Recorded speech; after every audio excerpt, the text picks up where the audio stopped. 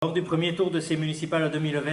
la critique du bilan de l'équipe sortante a été faite sous toutes les coutures et notre liste est arrivée en seconde position à 68 voix seulement de la liste menée par Louis Labado.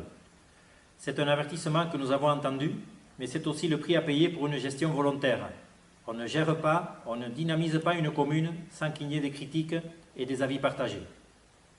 On peut simplement regretter que les projets des listes concurrentes n'aient pas été eux aussi commentés lors de ce premier tour, mais vraiment la critique du bilan a pris le dessus, et de manière parfois agressive même, et nous en déplorons la forme. Nos points forts restent tout de même la stabilisation des gros projets comme Libarenx, lancé par l'équipe Barbet-Labarthe et Dallier, avec une activité censée payer un loyer prévisionnel de 90 000 € annuels et qui n'a jamais été au rendez-vous, et le projet Agueria, avec chaque fois un exploitant professionnel qui a été recherché et installé sur site. N'oublions pas que la commune est propriétaire de ces biens et qu'ils ont une valeur très conséquente et représentent une richesse pour la collectivité. Un autre point fort est notre gestion rigoureuse de la commune, car la dette communale n'a pas augmenté depuis 12 ans que nous gérons cette commune.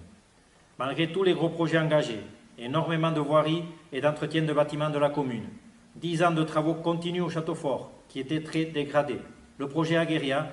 notre gestion n'a pas augmenté la dette communale de 1 € et tous les projets ont été faits avec la recherche active de financeurs et de partenaires externes et avec une augmentation des impôts locaux payés par les Mots-Lyonnais inférieure à l'inflation. Notre action globale au quotidien et à long terme a trouvé sa récompense en fin de ce mandat avec l'augmentation de 3% de la population qu'a comptabilisé l'INSEE à Mauléon entre le recensement de 2019 et celui de 2014, après des décennies de baisse continue de la population de notre commune. Et les programmes de rénovation de l'habitat que nous impulsons en centre-ville contribuent à cette amélioration de l'attractivité. Enfin, vous avez pu mesurer notre réactivité avec notre réaction rapide et responsable pour accompagner la population moléonaise lors de cette épidémie de coronavirus qui touche à sa fin. Maintenant, le second tour de l'élection municipale est celui du choix du projet pour notre commune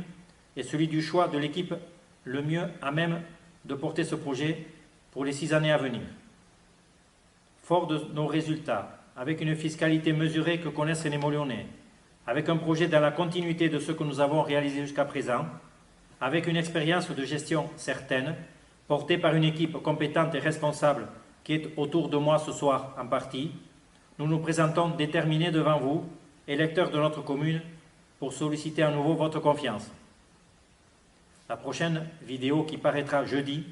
sera consacrée à un droit de réponse sur la forme de la campagne.